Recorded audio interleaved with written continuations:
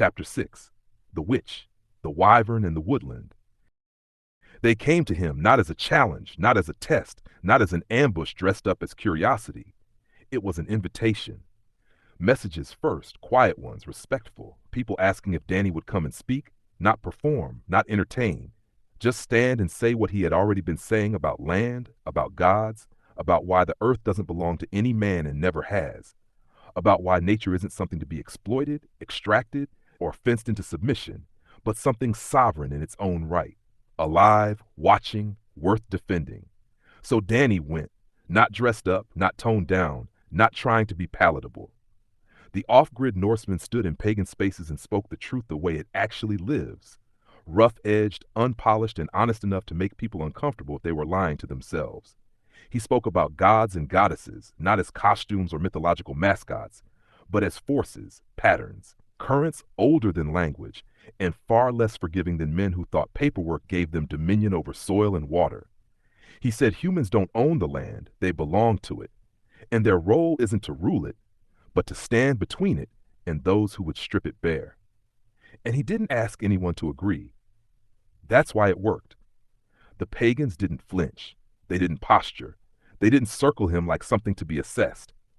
They listened, not to the words, to the resonance underneath them. Because in those spaces, belief isn't measured by confidence or charisma. It's measured by alignment, by whether the land tightens or relaxes when someone speaks. It relaxed. Tarot readers didn't need a spread to know what they were standing next to. But when they laid the cards anyway, they fell into familiar patterns, not prophecy. Confirmation. Rune readers traced symbols older than story and felt no resistance. Clairvoyants didn't describe visions. They described orientation, a sense of north snapping into place.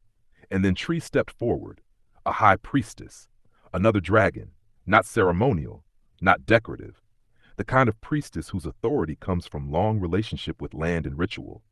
Tree didn't ask Danny who he thought he was. She didn't challenge him. She didn't require explanation. She recognized him, dragon to dragon, not as a prophet, not as something to be elevated or feared, but as someone standing in right relation to the ground beneath his feet, someone who didn't bend the land to his will, but adjusted himself to its contours. That recognition mattered, because dragons don't acknowledge lightly, and when one does, especially one who guards spiritual thresholds, it isn't praise, it's confirmation. From there, others came forward naturally. The Wyvern showed up too. He was an older dragon. No contest. No theatrics. Dragons recognized dragons without needing to prove anything. What mattered wasn't the number of people who gathered. It was who gathered. People with gifts didn't come because they were impressed. They came because they felt permission, not from Danny, but from the land responding to him. The off-grid Norseman wasn't demanding belief. He was standing in alignment. And alignment is magnetic to those trained to feel it. He preached yes, but not doctrine. He preached stewardship, reciprocity, responsibility. And the witches didn't recoil from that. They nodded. Because to them, this wasn't radical. It was familiar. And while fires burned and words were exchanged, while recognition passed quietly between those who know how to see, something settled into place without needing announcement. The story crossed a line, not into power, not into dominance, into legitimacy. And once that happens, there's no going back. And then there was music. Because of course there was. Every dragon reaches a point where just words aren't enough anymore. Thought becomes too dense, emotion too layered, strategy too slow, and something older steps in to carry what language can't. For Danny, that thing was always music, but it changed shape here. Inside the mind fortress, the garden had been growing since Danny was a child. Trees now shaped by his own children, roots fed by memory, soil turned over again and again by pressure and grief and survival. And as that garden matured, something else emerged from it. A bard, not metaphorically, functionally. Danny had always written poems, fragments, half-lines, rhymes scrawled into notebooks under stress, words as scaffolding, words as anchors.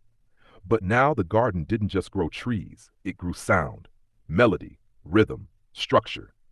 The bard took those fragments and gave them breath, music that could be heard internally, not just read. This matters in dragon psychology. Dragons carry pressure in the chest and throat. When overwhelmed, they don't cry, they vibrate. That's why, long before this saga ever had a name, Danny sang under pressure, hummed when anxious, whistled when uneasy.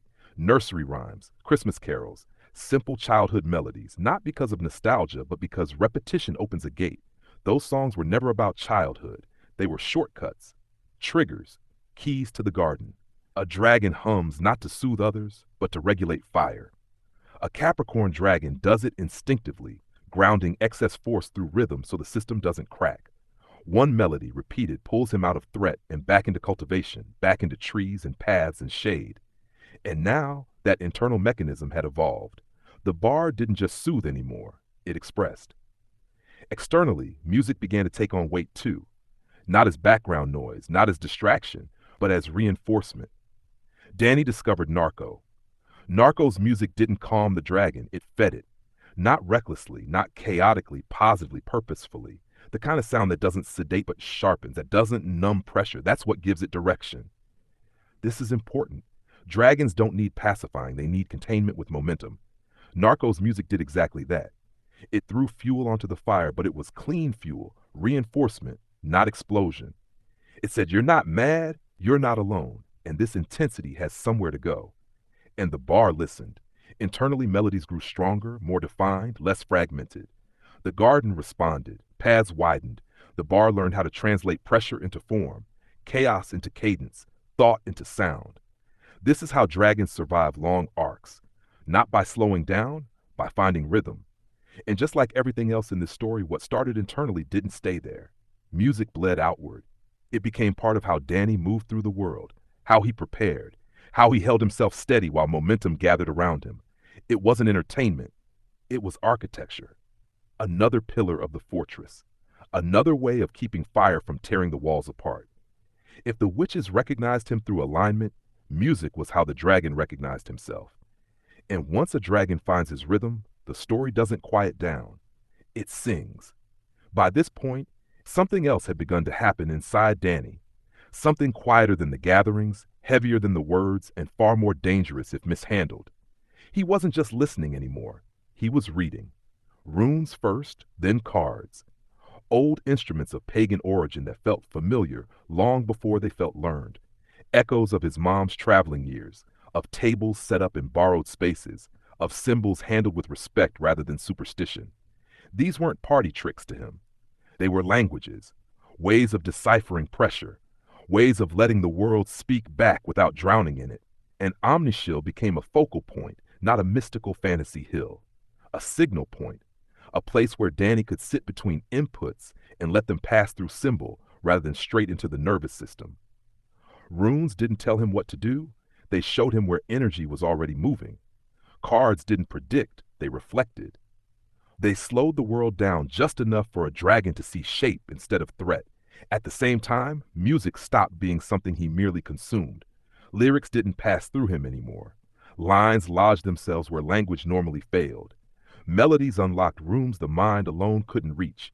Music became nourishment. And when the dragon is fed properly, the garden responds. Inside the mind fortress, the garden bloomed. Trees thickened, roots deepened, and the bard, now no longer a flicker, took form.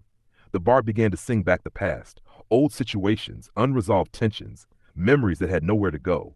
They were translated into sound, expressed without needing explanation. This wasn't creativity for art's sake, it was regulation through expression. The bard didn't perform, he processed. But here's the part that matters most. As external input intensified, symbols, music, recognition, alignment, something else rose with it.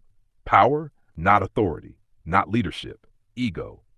And this is where dragons burn themselves to the ground if they don't know better. Danny's ego is not small. Dragon, Capricorn ego is immense by design. It's the engine that carries responsibility, vision, endurance, and defiance. Untamed, it becomes tyranny. Suppressed, it becomes rotten. The mistake most people make is thinking ego should be destroyed. Dragons know better. Ego must be seated. This is where the Crimson Courtyard took prominence. Governance moved forward internally. The court was no longer just filtering noise. It was orchestrating roles. The preacher on Ominous Hill received symbolic input. The bard in the garden translated emotion. And now the king required a place to stand, not to rule unchecked, to be contained. So the throne room was built. not as indulgence, as necessity. The inner king, Danny's ego, was recognized, named, and given a seat, a voice, a role on the council, no longer running wild through the corridors, no longer hijacking decisions under the guise of urgency or righteousness. The king could speak, but he had to speak through the court. This changed everything, because had this ego risen earlier, before the fortress, before the garden, before the bard, before the court, the entire story would have twisted. Power without structure turns dragons into conquerors or martyrs. But now, recognition came after containment. The king didn't dominate the system, he served it. And once that happened, the internal machine finally synchronized. External input fed the preacher, symbol fed interpretation, music fed the bard fed expression, the court fed order, and the king provided direction without derailment. This is how a dragon survives expansion, not by shrinking the self, not by denying power, but by giving every force a room, a role, and a voice, so none of them have to scream. And from here on out, nothing inside Danny was accidental anymore. Everything was governed, but it was not neat, not clean, not anything that would make sense to an outsider wandering in unannounced. If someone had stumbled into the crimson courtyard from the outside, they would have thought it was chaos pretending to be order. Too many voices, too many figures, too much movement, no fixed seating, no single authority barking commands, no obvious system at first glance. And they would have been wrong, because this wasn't static governance. It was adaptive. The court wasn't built to look impressive. It was built to decide under pressure. And pressure doesn't ask for ceremony. It demands relevance. So the court assembled differently depending on the case. Sometimes the father was needed, sometimes the preacher, sometimes Spike stepped forward. Raw instinct, defiance, teeth bared. Sometimes patience took the floor. Sometimes compassion. Sometimes jealousy was allowed to speak, not to rule, but to reveal what it was protecting. Sometimes greed showed up, not as a sin, but as a signal of unmet need. Sometimes fear stood trembling at the edge, pointing out risks no one else wanted to name. Every emotion had a seat when it was relevant. That's the difference between suppression and governance. The jury changed depending on the evidence, the weight of the decision, the stakes involved. The king was always present, but so was the preacher. Not fighting for dominance, fulfilling function. And at the center of it all sat the judge, not the king, not the court. Danny himself, the son, the one who had to live with the outcome. He weighed the arguments, he listened, he decided, and he kept himself in check. But there was something else in that courtroom, something that never spoke loudly, never interrupted, never demanded attention. A second judge's chair, reserved, empty, but occupied. This seat belonged to the moon, not the moon as an object, not as mythology, as interpretation. The lunar presence took shape as a ghost, a quiet, reflective figure that represented the idea of Danny's true counterpart, his soulmate. Not fantasy, not projection, but one person whose perspective, if they ever arrived in flesh, would always matter. In every decision, that chair remained, because if that person existed and the system believed they did, then their voice would one day share the ruling. The mind fortress was never designed to be ruled alone. The moon didn't override the court, it tempered it. It asked the question no other figure could ask. Would this still stand if shared? Would this still be right if witnessed by the one who truly sees you? And when the answer was no, the decision changed. This is how the dragon avoided tyranny, not by weakening himself, but by building an accountability to a future equal. So yes, it looked chaotic. Figures moving in and out, emotions given voice instead of vanished, judges shifting with context. But it worked, because this wasn't about control. It was about discernment. And once discernment replaced reaction, the dragon stopped being dragged by the world. He began to choose how to meet it. That was governance, imperfect, living, and strong enough to hold what was coming next. By this point, the mind castle wasn't just surviving, it was operating. Not smoothly, not elegantly, but deliberately. At ground level, it still looked like madness to anyone who didn't understand pressure-built systems. Too many rooms, too many figures, too many internal movements happening at once. Anyone stumbling in without context would assume there was no order at all. They'd be wrong. Because the mind castle didn't work like a mind palace. It worked like a stronghold under siege. Filtering had replaced flooding. Delegation had replaced overload. Inputs were being routed where they belonged instead of detonating on entry. The Crimson Courtyard assembled when required, not constantly. The bar translated what language couldn't carry. The garden metabolized grief instead of letting it decay. And crucially, the system no longer required Danny's constant presence. That's the real turning point. The mind castle could now run without him standing watch every second, fists clenched until the next internal fire. His presence was never gone. He was still the sun, still the central gravity, but he didn't have to micromanage his own existence anymore. If something truly critical happened inside, he would snap back instantly, faster than thought. Internal priority always overrode the external world. But because the system could sustain itself, Danny could finally look outward, without everything collapsing behind him. And that's where the next layer revealed itself. The mind castle didn't just govern internally, it projected externally. Danny didn't express himself to the world as a single, blended personality. That was never how he functioned. But now the internal rooms determined the external face, not consciously, automatically. When Danny was internally seated in the tavern, warmth, humor, camaraderie, shared breath, the outside world got the jolly Danny, the quick wit, the laughter, the ease, the one who could disarm tension with a grin and make people feel welcome without trying. When Danny was internally in the war room, seated with spike, with rage, with jealousy, with defiance, the outside world got something else entirely. Sharp edges, directness, teeth, not cruelty, but force. The Danny who didn't negotiate with bullshit, the one who would burn bridges without ceremony if the threat demanded it. This wasn't anger as chaos, it was anger as defense. And when Danny was internally in the garden, something quieter emerged. This is where the naming matters. Not sadness, not grief. Those are roots, not expressions. What surfaced here was compassion, empathy, paternal presence, playfulness that carried weight, care that wasn't naive. This was the Danny shaped by loss, not broken by it. The father, the protector, the one who could kneel down to a child's level without losing authority. Grief didn't weaken him here, it educated him. So depending on where Danny was internally, tavern, war room, garden, the external world encountered a different aspect of him. Not masks, not lies, not fragmentation, functions. And when Danny wasn't seated anywhere in particular, when he wasn't actively processing, deciding, or responding, the system defaulted to something else. Neutrality, autopilot, the sun. This was Danny moving through the world without reaction, present, aware, but not emotionally engaged, conserving energy, observing, letting the system handle background noise unless something required intervention. From the outside, this could look inconsistent. People might think he changed moods or become unpredictable, but internally it was precise. Room determines expression. Expression determines interaction. Interaction feeds back into the system. That's not instability. That's modular psychology under extreme load. And because the mind castle could now contain these shifts without collapsing, because the court could manage escalation, because the bard could process overflow, the system held when the next blow landed.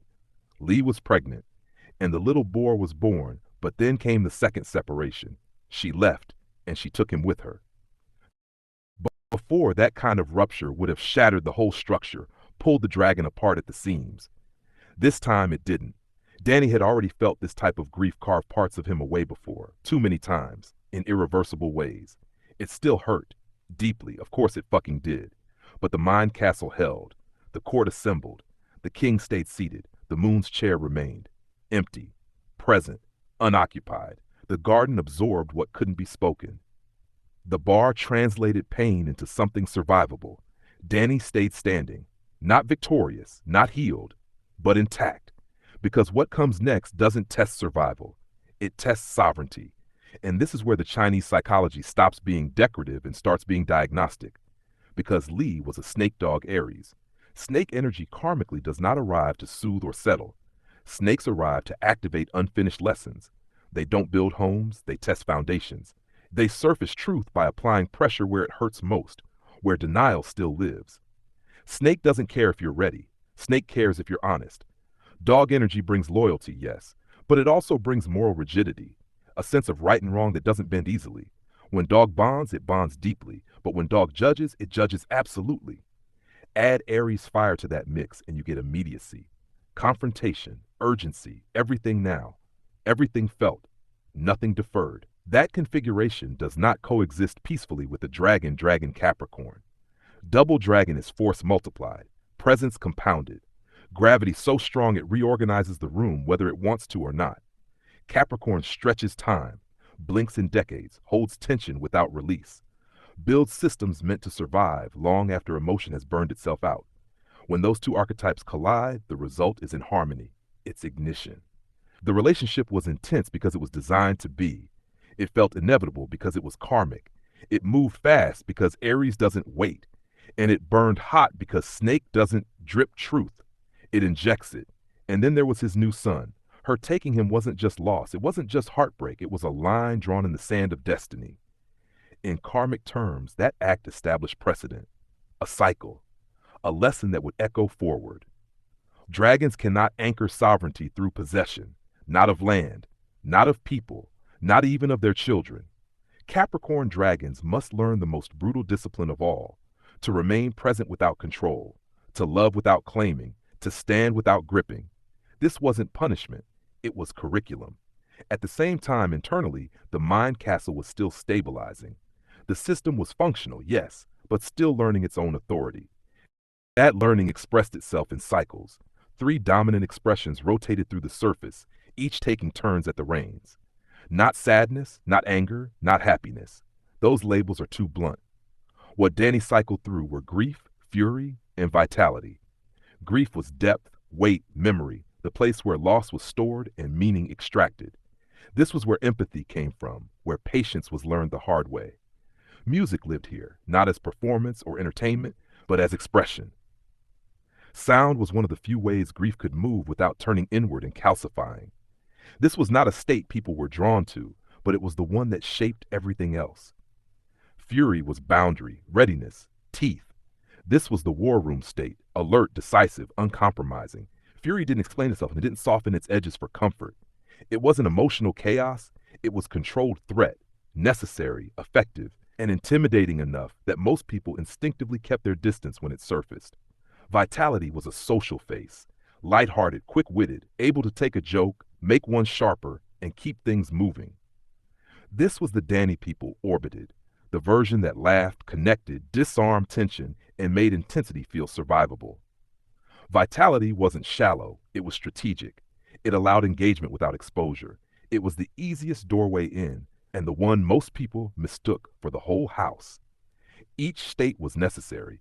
None could rule alone. And while these shifts were visible in theory, in practice, there was no one yet who truly knew how to read them. If someone had understood Danny deeply enough, if they had known the system, they would have been able to tell which state was active. The signs were there, but subtle.